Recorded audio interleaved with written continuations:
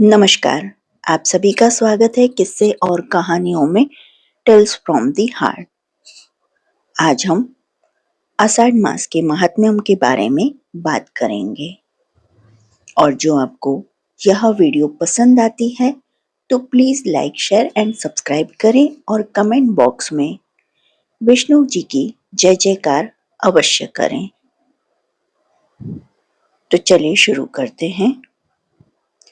आषाढ़ मास 12 जून यानी आज से 10 जुलाई तक चलेगा।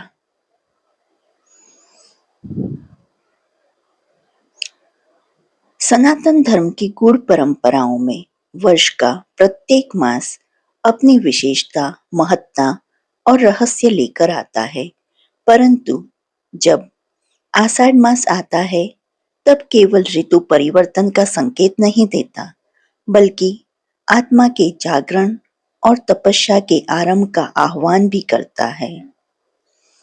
आषाढ़ मास हिंदू पंचांग का चौथा महीना है, जिसमें सूर्य मिथुन राशि में रहता है और वर्षा ऋतु का आरंभ होता है। यह मास केवल भौतिक जल से नहीं, अपितु आत्मिक वर्षा से भी जीवन को सिंचित करता है। चतुर्मास्य प्रवर्तम हि यत्र धर्मो विशेषतः तपसा साधकानां च मार्गयो धर्म संचति। आषाढ़ मास का शुक्ल पक्ष विशेष पवित्र माना जाता है। इसी मास से चतुर्मास का आरंभ होता है। 4 महीने का यह पवित्र काल, जिसमें देवता विश्राम करते हैं और मनुष्य तपस्या व्रत द्वारा आत्म कल्याण की ओर बढ़ता है।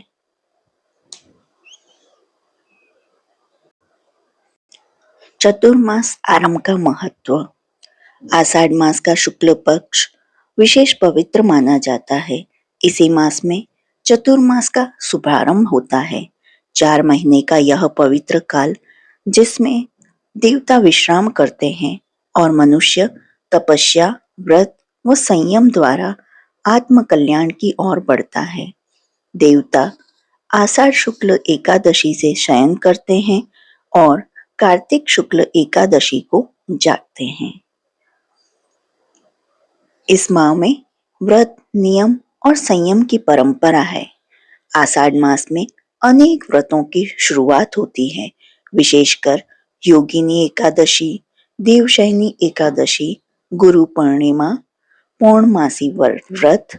इस मास में संयमित आहार, ब्रह्मचर्य और सेवा का विशेष महत्व है।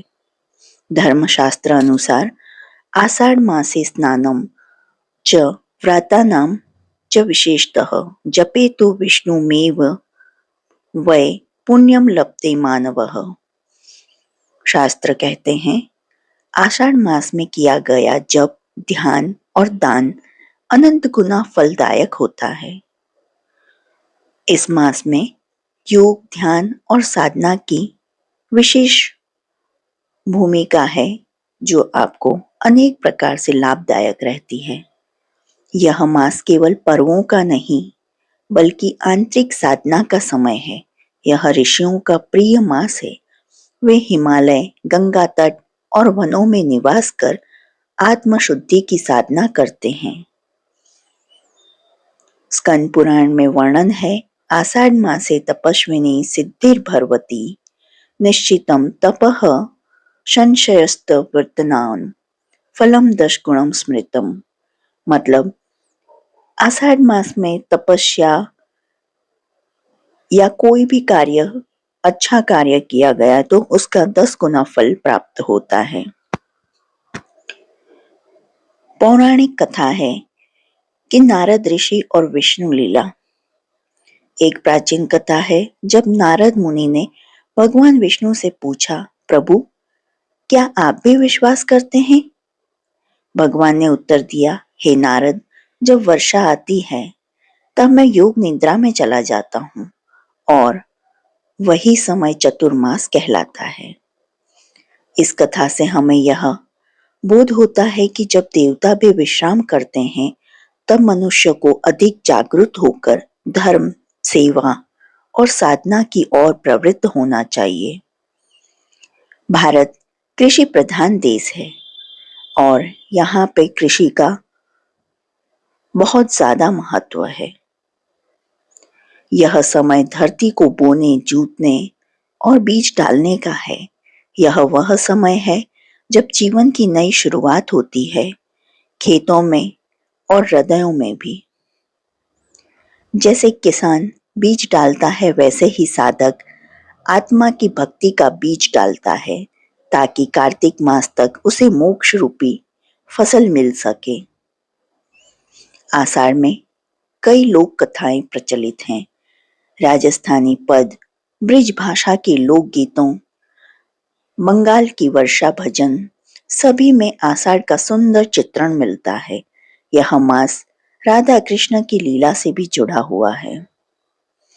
आषाढ़ शुक्ल एकादशी को देवशयनी एकादशी के दिन विशेष पूजन, झूलनोत्सव, रथ यात्रा और विष्णु सहस्त्र नाम पाठ का आयोजन होता है। यह वह दिन है जब पुरी में भगवान जगन्नाथ की प्रसिद्ध रथ यात्रा आरंभ होती है। आध्यात्मिक संकेत। जब भगवान शयन करते हैं, तब वह संसार का हर जीव आत्मचिंतन, सेवा और विवेक का अवसर पाता है। आषाढ़ मास आत्मा को उसकी गहराई में उतारने के लिए आमंत्रित है।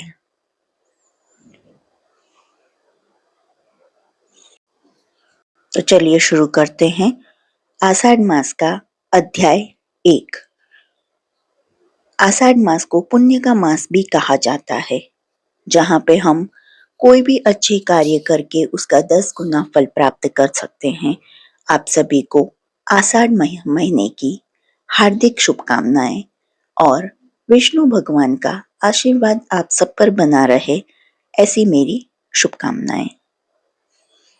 ऋषि शौनक जी ने नैमिषारण्य में उपस्थित ऋषियों के साथ महर्षि सूत जी से प्रश्न किया, हे सूत जी, कृपया हमें बताइए कि आषाढ़ मास का क्या महत्व है। इस मास में कौन कौन से व्रत करने चाहिए, इसके क्या फल हैं। सूत जी बोले, हे मुनिवरों, आषाढ़ मास पुण्य मासों में से एक महान मास है। इस मास का वर्णन स्वयं भगवान श्री हरि ने किया है। यह मास प्रायः देवशयन एकादशी से आरंभ होकर चतुर्मास व्रतों का आरंभ करता है। इसमें किए गए व्रत, जप, तप, स्नान, दान और व्रत उपवास का अनंत गुना फल प्राप्त होता है। आषाढ़ मास का वातावरण और धार्मिक प्रभाव। इस समय आकाश मेघों से आच्छादित रहता है, जलधाराएं प्रवाहित होती हैं, तपस्वी और साधक गण आश्रमों में स्थित होकर तप करते हैं। यह काल चतुर्मास का प्रारंभ है, जिसमें भगवान विष्णु क्षीर सागर में योग निद्रा में चले जाते हैं। अतः इस समय देवताओं के किसी भी शुभ कार्य को वर्जना होती है, यानी कि इस मास में शुभ कार्य वर्जित होते हैं, नहीं किए जाते। विष्णु भगवान के शयन की कथा। देवशयनी एकादशी। आषाढ़ मास के शुक्ल पक्ष की एकादशी को हरिशयन एकादशी कहते हैं। इस दिन भगवान विष्णु पाताल लोक में बलि महाराज के निवास स्थान पर योग निद्रा में चले जाते हैं और 4 मास तक वहीं रहते हैं। इस काल को चतुर्मास कहा जाता है। इस व्रत को करने से व्यक्ति को मोक्ष की प्राप्ति होती है। ब्रह्मा, शिव, इंद्र, वरुण आदि देवताओं ने भी इस व्रत की महिमा का गुणगान किया है। व्रत और आहार के नियम। आषाढ़ मास में विशेष रूप से सात्विक भोजन का पालन करना चाहिए। प्याज, लहसुन, मांस, मदिरा, अंडा, तामसिक और बासी भोजन से परहेज करना चाहिए। उपवास में फलाहार, द्रव्य आहार और जल सेवन से व्रत करना चाहिए। आषाढ़ मास में प्रमुख व्रत देवशयनी एकादशी, गुप्त नवरात्रि, शक्ति साधना के लिए। वट सावित्री व्रत कभी-कभी आषाढ़ में भी आ जाता है। पद्मा एकादशी, गुरु पूर्णिमा, महर्षि वेदव्यास की जयंती। इस मास में जो साधक प्रतिदिन स्नान कर भगवान विष्णु या शिव का पूजन करता है, तुलसी अर्चन करता है, ब्राह्मणों को अन्न वस्त्र दान करता है, उसे सहस्त्र यज्ञों का फल प्राप्त होता है। सूत जी ने कहा, हे मुनियों, आषाढ़ मास का जो भक्ति पूर्वक पालन करता है, वह जन जन के पापों से मुक्त होकर भगवान विष्णु के धाम को प्राप्त होता है। और आषाढ़ मास का प्रथम अध्याय यहीं पर समाप्त होता है। जो आपको यह अध्याय पसंद आया हो तो please like, share and subscribe करें और कमेंट बॉक्स में हर हर महादेव या ओम नमो भगवते वासुदेवाय अवश्य लिखें और इसका दूसरा अध्याय अवश्य देखें। देखने के लिए धन्यवाद। जय हिंद, जय भारत।